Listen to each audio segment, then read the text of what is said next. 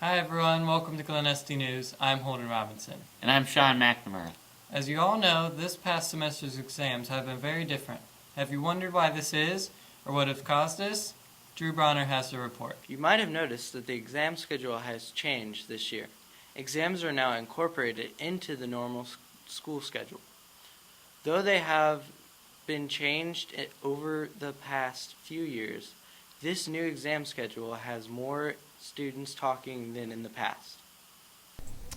Well, actually, when I first came to Glen Este, we did change the exam schedule, and what we did was we made exams half a day so that students could have half the day off, and then teachers would have half a day to grade those exams, and we did it over 3 days.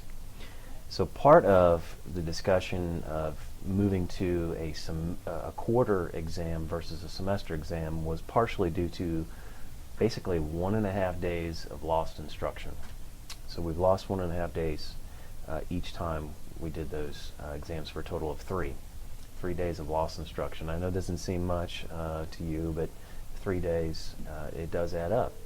So the other piece to that is, as we move towards a change in the Common Core here in the curriculum, there is a push for end-of-course exams.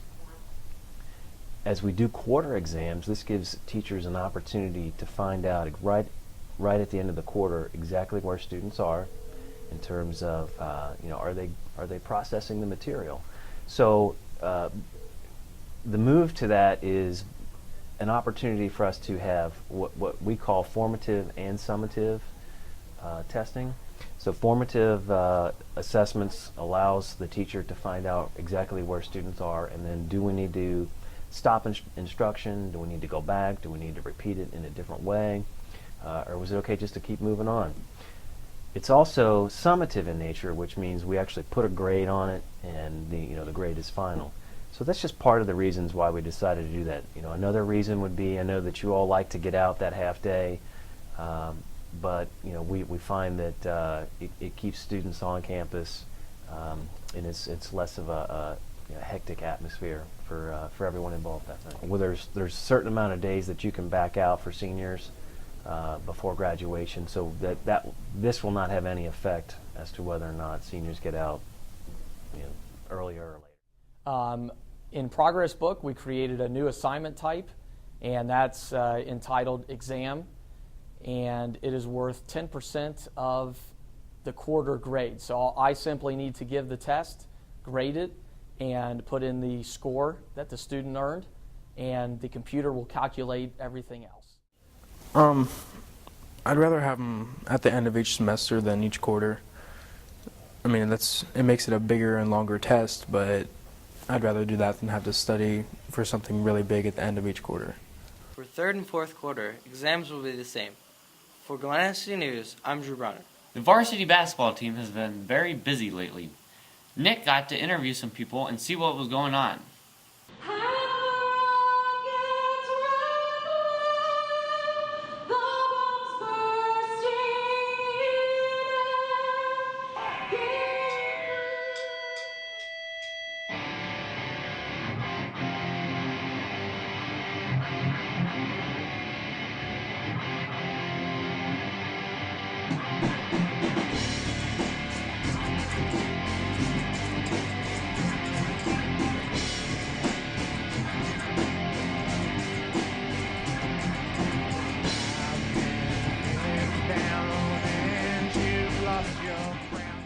Hi Glen Este, I'm Nick Suko.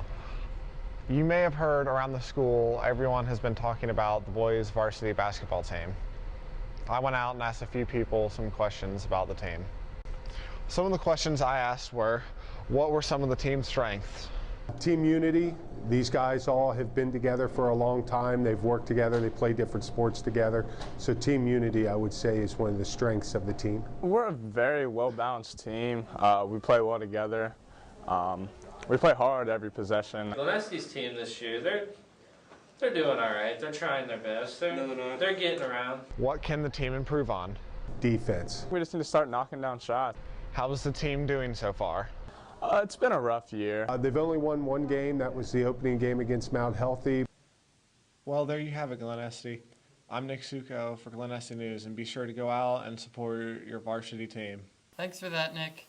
Don't go away, because when we come back, we'll have a winter homecoming piece to show you.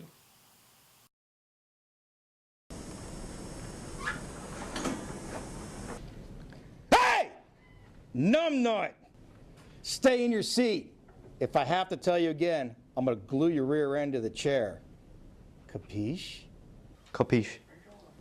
Good. Now sit down.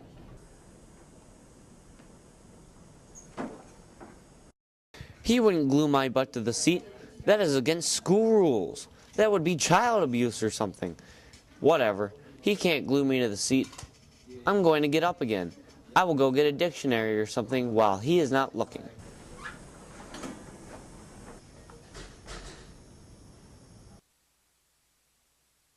Throw me the glue. Uh-oh.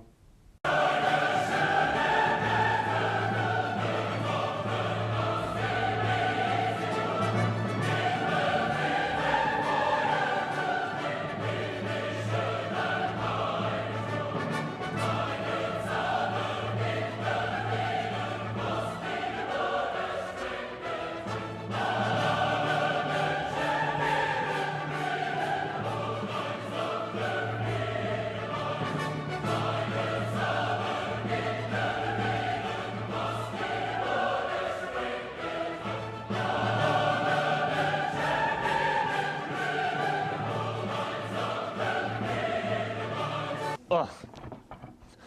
I can't get out of my chair. Ugh, I'm glued to my seat. Amen, brother. Turd glue. It keeps the stubborn turds in their seats. And I think to myself, what a wonderful world. Welcome back to Glen Este News. Now let's take a look at Sean's homecoming piece. Good afternoon, Glen Este. As you hopefully know by now, I am Sean McNamara, here with your own Glen Este News. Every year, Glen Este has the occasional homecoming that happens in the fall after the start of school. Well, to kick off the second half of the year, Glen Este is having a winter homecoming. I honestly don't know a whole lot about the whole thing, so I interviewed Mrs. Steer and Mrs. Locke. Mrs. Steer, what is the theme for this year's winter homecoming? Give me some details. What's going on with this thing? Okay, well, it's funny you should ask because we've been working hard at this. So you're going to have to run along with me because we have a lot to do. First of all, the theme is dancing on ice. And even though it's been like 80 degrees outside, we're hoping that we can transform this school into a winter wonderland. So this hallway will be full of icicles and lights and all kinds of fun things to change the mood as soon as you walk in. Of course, out here in the lobby, you're going to see a place you can greet your friends. There's going to be the coat check and all those places that you can have your stuff nice and safe and secure. So as you move this corner, you'll see an amazing winter scene. And then as you head into the gym, I don't want to tell you everything, but it's going to be a great surprise. Dancing on ice, it's going to be like a forest, winter wonderland. And who knows, if we're lucky, maybe it'll even snow.